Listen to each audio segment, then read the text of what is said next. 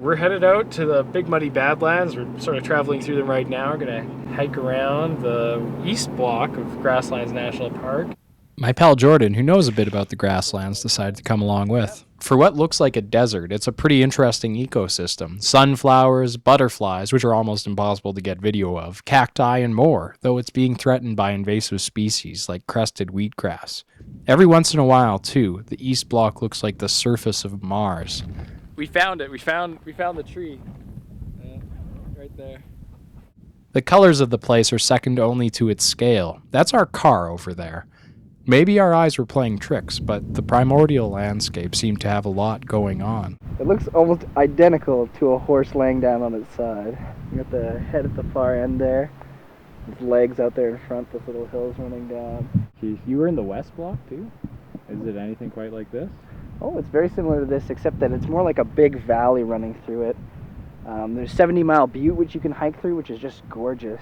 And then it kind of opens up into this big plain. It's almost like this empty kind of deserty landscape, and all the prairie dog colonies are there.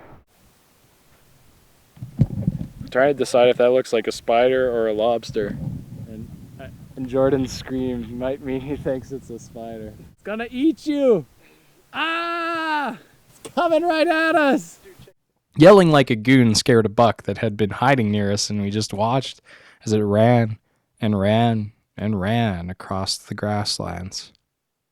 We've been walking for a while now. What do you say, Jordan? Like 2 or 3 weeks? Yeah, easily. Yeah. We got to Mars and back. Yeah, Mars and back. That was a heck of a trek.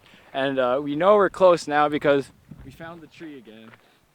The tree is there. We're going to camp out at Wooden Mountain Regional Park.